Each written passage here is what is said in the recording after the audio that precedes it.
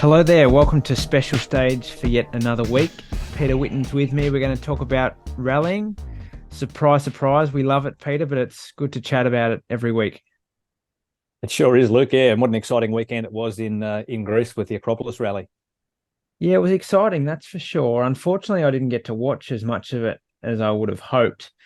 Maybe that's a good thing that I wasn't stuck in front of the TV watching WRC Plus all live for the weekend, but really, at the end of the weekend, it was a pretty expected result. I would say that Kelly got the win. Yeah, maybe. I guess what was expected is that the Acropolis Rally in Greece threw up plenty of curveballs as it normally does, with punctures and suspension failures and all sorts of things going on. And guys that perhaps deserved to win the rally, Thierry Neuville maybe, and certainly perhaps Sebastian Ogier as well, failed to finish the second leg of the rally and ended up finishing under Super Rally rules. And hey, we haven't even talked about the rain yet that came in the week prior. You put an article up pretty early on once you saw the forecast, and it was hundreds of mils of rain. And to be honest, they did get that. Yeah, and I remember chatting to you about that early last week, and you were sort of joking, "Oh, surely not, surely not." But it turned out to be true, and yeah, the footage that we saw on social media of the rain falling down and the flooding in the service park and on the stages was quite incredible. And for the organisers to get the rally running with pretty much a virtually unaltered itinerary, I guess, is pretty amazing by them. Yeah, such a good thing. And although I think the power stage was shortened and a couple of other stages were slightly different to what they were initially planned to be, it reminded me a lot in the lead up to Rally Australia 2019. You know, with the bushfires and stuff that were around Coffs Harbour at that time, the rain was so bad and the flooding was so bad in Acropolis that it had me thinking about that week that was so uncertain for us and a whole heap of other Australian rally people. Yeah, certainly. If you look at that forecast, and as you said, there was hundreds of mil of rain predicted, and in the lead up to any gravel event, you'd think that would be doomsday and would mean the rally wouldn't run. But all along, the Acropolis Rally organisers were confident that things would get up underway. And amazingly, on the first day, there was dust on the stages, and I think the first gravel stage of the rally was almost totally dry, and the cars got to the end of that stage with no mud on them at all. So it was just an incredible turn of events. I mean, sure, there was some wet patches and some rough patches throughout the rally, but they were extremely lucky. Absolutely. Let's fly through the top five here. We've sort of touched on Kalle Rovanperä briefly, but he now leads the title by 33 points. He took the Acropolis Rally win in the fastest ever average time. It was the fastest ever Acropolis Rally, which is quite interesting given the rough terrain and the rain in the lead up. Maybe that suited the speed of the rally. We'll never know, but Kelly is really insurmountable in terms of his championship lead, you would think now, with only a couple of rounds to go. Yeah, I think that's 100% true, Luke. And once again, he just proved that he's got an old head on young shoulders, and he opened the road on the opening day when conditions weren't ideal for him, but he just manages to somehow stay in the mix. And when others have their troubles, he just comes to the fore. And once again, he did that again and ended up winning by over 2 minutes, which was quite a remarkable performance. Danny Sordo was third, who followed in Alvin Evans, who was, behind Kalle Rovanperä for that first overall position.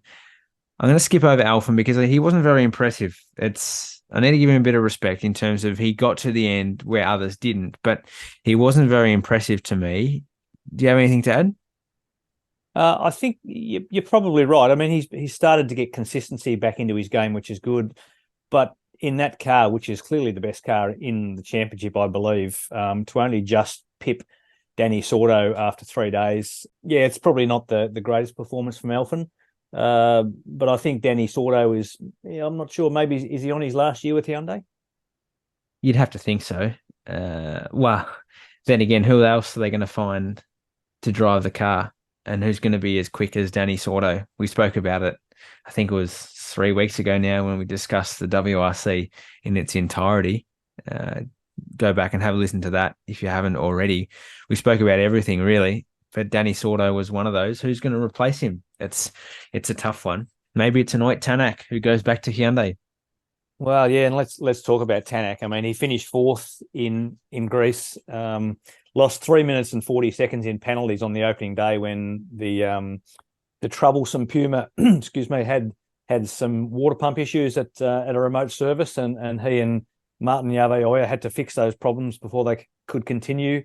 I believe, although it hasn't been actually stated, but I believe that a similar problem affected Pierre-Louis Loubet's Puma before the first gravel stage, so we really didn't see him at all. The poor old Pumas, they've just had a horrid season after Tanak won in Sweden in round two. I mean, it's just been disaster after disaster for them. And Tanak made a comment after this weekend that he scored more points in Greece than he did in the last 5 rallies combined. So quite remarkable. And yeah, look, it's getting harder and harder to see Tanak staying on at M Sport for next year, even though many of us would like to see that happen. Esa Lappi finished in 5th position. He too had some troubles throughout the weekend. He was more than 6 minutes off the pace throughout the course of the rally. Yes, he had his troubles, and he's sort of come back down to earth a little bit after his hot start to the season. Yeah, and Lappy's another one, probably a bit like Evans, that is maybe not showing the consistent speed and rally winning pace that we perhaps thought they might.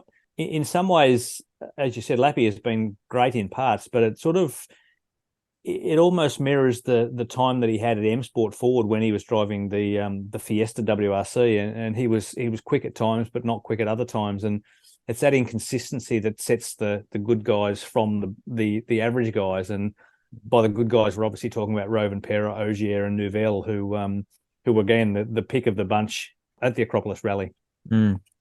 They were definitely. And moving forward, Rally Chile is the next rally on the calendar. It hasn't been there since 2019, and the number of stages that will be new will be an interesting thing to cover off on. Drivers will be writing new pace notes, so it'll be interesting to see what will happen as the weekend progresses, and if that experience of Chile comes to the fore for the guys like Nouvelle and Tanak and whatnot who have competed at the event before.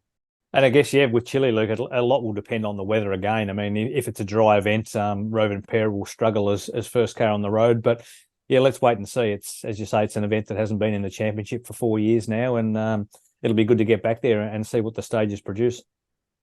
When it was on the calendar 4 years ago, like I said, it reminded me a little bit in parts of what Australian rallying looks like. There's some sections that look like Australian pine forests, others look like Australian roads just generally. So it'll be interesting to see what they now look like 4 years later and whether it does give back the same resemblance. So I don't know whether anybody else thought that 4 years ago when the event was in the championship. Maybe I'm alone on that, but we'll wait and see how things come out in a few weeks' time when they do go across to South America. The Gippsland Rally was held just over a fortnight ago. It was an interesting rally. The former champion, Scott Petter, jumped out of the blocks to a 7.7 second lead after the opening stage, but he didn't last long. Harry Bates then took the lead, and it was a foregone conclusion from that point. Harry was impressive throughout the whole weekend and clearly was the best driver. He's shortened the gap to his brother Lewis in the title. What did you make of the entire weekend there in Hayfield, Peter? Well, wasn't Scott Petter quite incredible? And as you said, Luke, a 7.7 second lead after the end of the first stage, including a stall on the start line. And yeah, it didn't last. Scott put it off the road on the next stage. And when I spoke to him last week, he said, yeah, pretty much that's a snapshot of his career. Plenty of promise, but not a lot of delivery. And he said that with a sort of tongue in cheek. But he proved, even for a 47-year-old guy, that he can come back in a good car and actually set some incredible speed. And it'd be fantastic to see him come back again and do some more events. And that's a possibility, he says. So let's wait and see what happens there. But once again, Harry Bates taking his second win in a row and proving that he's the class act in the championship. He's certainly the fastest driver in the best car. And I guess now that he's got some luck back on his side, the championship is probably his to lose. It might be his to lose, but Lewis has a 15-point lead in the series. And they're going back to an event that Lewis won last year and that Lewis scored a lot of stage victories on. You might say it's Harry's to lose, but are we discrediting Lewis for having the title lead, even though Harry is the faster driver on most occasions? Oh, I think we probably are for sure. And Lewis has proven over the past 18 months that he's a super consistent driver now, and he's got the speed when required. Whether in a back-to-back battle with Harry, whether he's got that actual raw pace to take the victory, let's wait and see. But of course, as I said, a lot of it will come down to luck, and guys like Nathan Quinn, who have showed plenty of speed this year, have had no luck at all. So in motorsport, as we know, it all comes down to whether you can get your car to the finish in one piece. And look, I spoke to Lewis Bates after the Gippsland rally a couple of weeks ago, and he's fully aware that he needs to come and win rallies now. He can't continue to sit behind his brother and finish second and try and claim the title.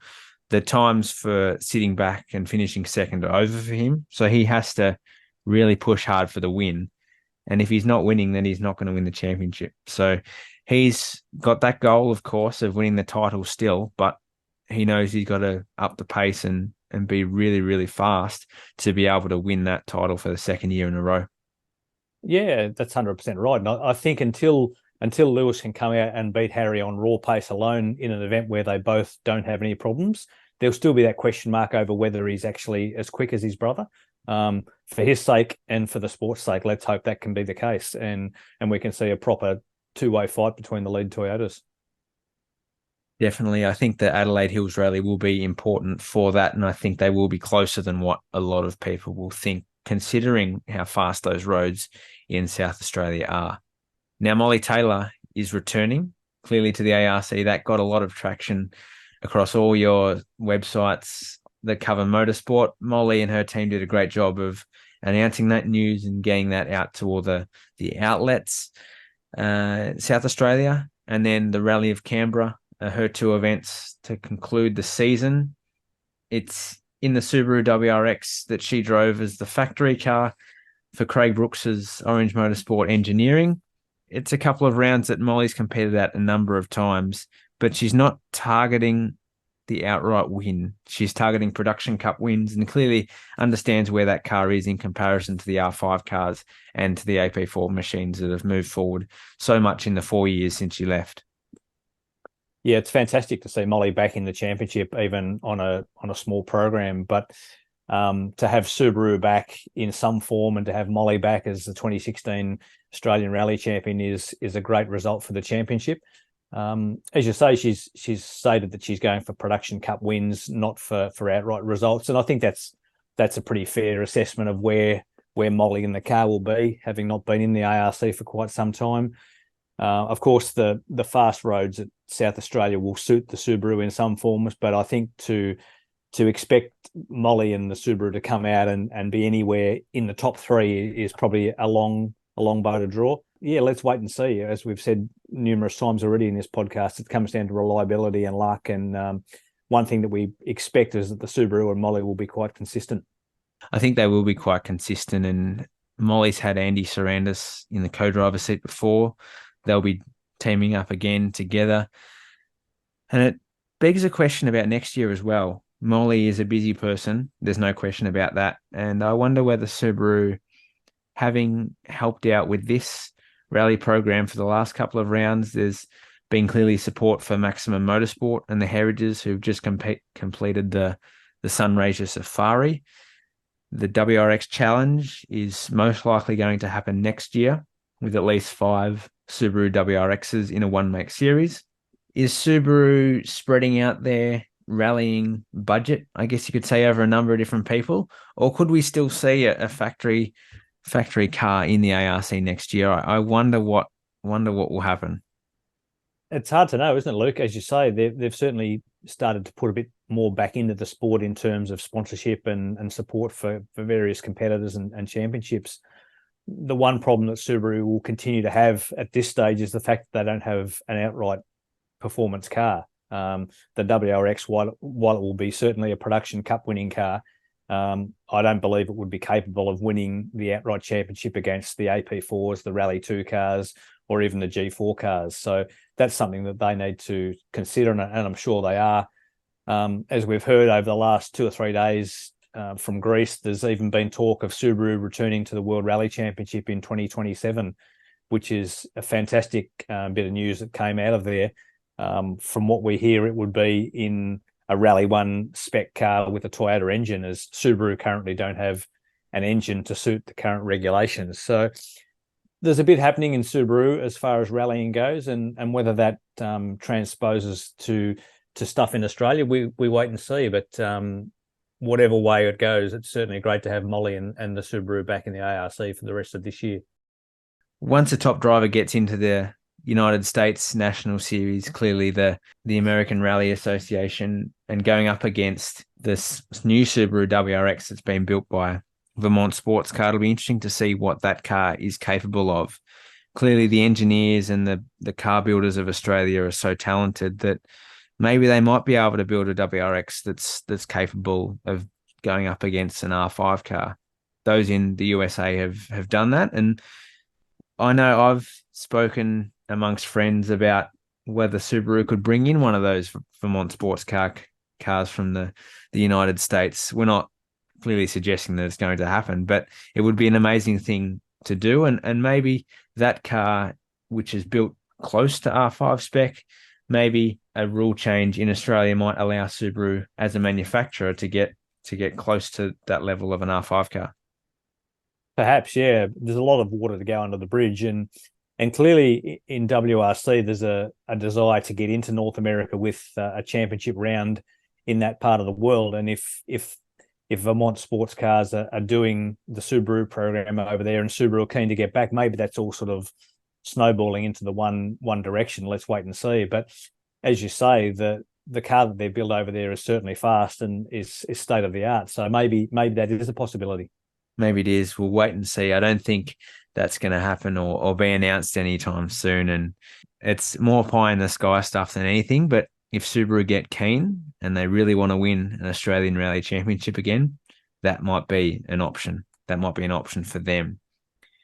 Now, more on Subaru. It's sort of a topical thing at the moment with the WRC, with Molly returning, and also the Subaru Canberra Rally of Canberra. It's a name change and a whole number of different things about that event in Canberra at the end of the year are going to be familiar to a lot of people, aren't they? They sure are. And I guess from a historical point of view, the first one is the change of name from the National Capital Rally back to the Rally of Canberra, which traditionally that's what the event has been called. So that's wonderful to see that name come back again, and Subaru Canberra coming on as the sponsor, which is great news. I'm not sure about the name, Subaru Canberra Rally of Canberra. It's a bit of a strange, bit of a mouthful, but let's run with it. We will run with it. Epic in Canberra, which is clearly the exhibition park in Canberra. It's a good acronym for the whole precinct there. That's going to host the service park. And for those who remember the classic super special stages of the Asia Pacific Rally Championship there in Canberra, they'll remember Epic quite well and have some really, really fond memories. Yeah, they sure will. And it was a fantastic stage that was pretty much based and developed from the Langley Park Super Special stage at Rally Australia in Perth.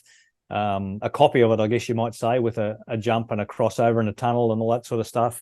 It was a really exciting stage. There was grandstand seating for the spectators. There was a service park there as well. So it was a real rally hub that was popular in those, I guess it was early 2000s probably when it was running. Yeah. So it's been a long time since the event has been back there, but it'll be great to see. And Canberra, gee, haven't they got their work cut out? They're running the last round of this year's championship in November and then the first round of next year's championship in April.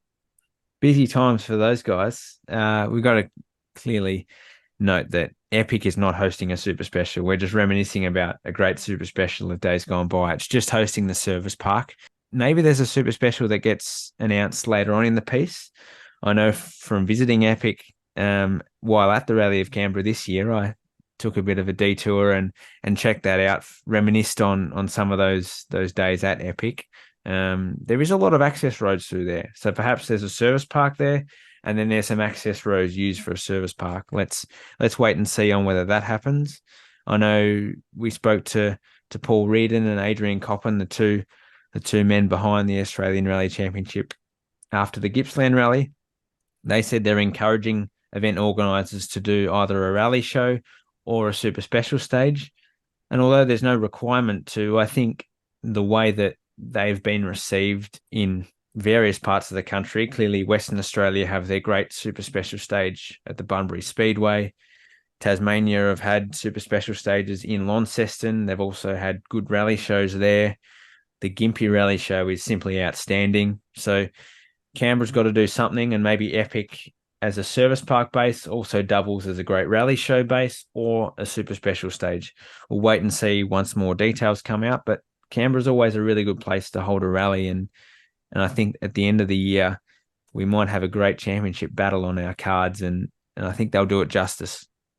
Yeah, I think that's exactly right, Luke. And I think the population base in Canberra and the car culture up there, whether it be hot rods or V8s or whatever it might be, I mean, I'm sure there's probably plans a place to have displays and all sorts of stuff going on at the Epic Service Park there. So it'll be a real hub for the event, and let's hope it's the first of many years that it's based there, and the event can really encourage others people to come in and watch the rally and see the sport up close. Going into a bit more detail about the calendar for 2024, clearly Canberra's the first round of the season. We mentioned that early, and those guys do have their work cut out. It's the 5th to 7th of April to start the season at what will clearly be renamed the Rally of Canberra. The Forest Rally is next, and Rally Queensland is third. Gippsland Rally as round 4 on the calendar. Those events from 2, 3, 4, and even 5 at the Adelaide Hills Rally, they've typically been those ones in the middle of the season, and they work well in those slots. Now, Rally Launceston is the point of difference, as well as Canberra, to start the year. Launceston started the year this year. It's ending the year next year. I don't know if I love Launceston at the end of the year. I like the fact that there's a gap between the penultimate round and the final round. But going to Launceston at the end of the year, it has created some debate, of course. And the event down there, it's the third date that they've had. I guess 2 years ago they were running in the middle of the year. This year they're running at the start of the year. Next year they're running at the end of the year. So it's certainly different weather conditions in all those 3 events. Yeah, let's wait and see about Launceston being the last round. It's always great, and Canberra has always been a great last round of the series because there's a great population base there. There's a lot of rally people come from New South Wales, Queensland, Victoria, and the ACT to the last round of the year. Whether that's the case in Tassie, yeah, let's wait and see. Maybe people will see that as an opportunity to go down to Tassie, have a bit of a holiday while they're there, and lap up the local community and the local festivities. We had a couple of people contact us via our social channels and also via email asking about the final round of the series. They said clearly there's a 2-month gap.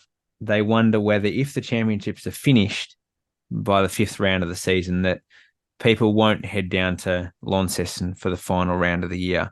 Do you have any thoughts on that, Peter, that maybe if the Production Cup's finished, if the Two-Wheel Drive Cup's finished, even if the overall title's finished, then people might not head to Launceston? Yeah, look, I think that's absolutely the case, and that's one of the risks of having, well, I guess it's an offshore event in some form. Having the last round in Tasmania is always an issue, but having said that, I mean that's no different to having the first round in Western Australia or even the second round in Western Australia. There's always going to be events where some competitors don't go for whatever reason. We know that if Toyota's running the championship next year, they'll be there in Tasmania at the last round, and so will the majority of the leading crews. So I guess we've just got to wait and hope that all the championships are still up for grabs by the time round 6 comes around. And the fact that there's a 2-month break as well, I think also helps the fact that, yes, it might be in Launceston, but people do have a couple of months to work out their plans and make sure that they can get everything in line to get to the last round in Launceston. And the amount of support that the ARC has had from Launceston and also the Tasmanian competitors has been remarkable over the last few years. It has, yeah, and the event down there has really earned its spot in the ARC. So there's no question about the quality of the event, the quality of the roads, or any of that sort of thing. So yeah, let's look forward to it. A couple of rallies this weekend that are coming up, 2 state championship rallies. We're just talking about Tasmania then. The Hellier Rally will be run to conclude the Tasmanian title. Bodie Reading and Steve Maguire will be fighting for the state championship. Bodie Reading will be going for one of a number of of Tasmanian titles. I think he's already got 2 to his name, so he'll be chasing a third. Steve Maguire will be looking for his first Tasmanian state title. So it'll be good to follow the results and yet another close state championship like we saw in Queensland at the weekend. Yeah, and it's quite remarkable, isn't it? The Tasmanian Championship. It's also a battle, as we've seen in the ARC Production Cup this year with Bodie Reading and Steve Maguire. So they'll resume their battle from the Gippsland Rally a few weeks ago, and we look forward to seeing that. And also, we must mention that our own Matt Whitten is down there co-driving this weekend for former Formula 2 Australian Rally champion Lee Peterson in his Nissan Sunny. So great to see Matt heading down there after finishing second in the ARC's Tour Drive Cup at Rally Gippsland with Nick Seymour. The South Australian Championship also runs this weekend, the Barossa Rally. You were there last year, Peter. They're just beautiful roads, aren't they? And those in South Australia are graced with some of the best roads in the championship, particularly in that Barossa region. Oh, they're fantastic. And yeah, the event down there last year was superb. It suffered again, like many events did last year, from some inclement weather. But it was a wonderful event organised by Ivor Stenalis and his hard-working team down there. The entry list this year is a little bit disappointing, I must say, compared to last year. Jack Monkhouse's car won in his Datsun 180B. Stuart Bowes is running the ex-Ross Duncan and Mitsubishi Galant VR4, the factory Group A car. But I think only 27 or 30 entries or something thereabouts. So a bit disappointing, I must say. But yeah, it promises to be another great event. Those who will be on those roads will enjoy them regardless. They're just great to drive on and great to enjoy the scenery in a great time of year of South Australia too. September, October. It's no surprise that the ARC goes there in that time of the year. It's great across there in South Australia in the springtime, and yet another South Australian title race is happening as we speak. As you said, the roads up in that Barossa region, they're quite famous. They've had some big accidents up there, but many of the ARC events in the 2000s were held there, and they've remained ever popular with competitors. They sure have. Finishing off the podcast, Peter, do you have anything else to add other than perhaps go back and listen to some of the back episodes? We've got some good interviews there for you to catch up on. Anything for you to add? That's about it, Luke. I mean, I did have a great chat with Glenn McNeil, Australia's most successful co-driver, a couple of days ago, and that's coming up in the next couple of weeks in our Dust Trails podcast. So that's a really good chat with Glenn about his history in rallying, his career with Chris Atkinson in the World Rally Championship, with Gaurav Gill in the Asia Pacific Series, and all the stuff that he's done over a long period of time. So look out for that. That's right. The Dust Trails podcast needs a subscription to listen to, so please jump onto Rally Sport Magazine, get a subscription. It helps us produce this podcast. It helps us produce more podcasts that are available for subscribers. It helps us produce content, everything like that, and support the sport that we all love. So we encourage you to jump on and subscribe if you haven't already. And until next week, where we're chatting with Rhiannon Gelsomino as part of the podcast, we look forward to speaking soon. Good on you, Luke. Have a good week. Thank you.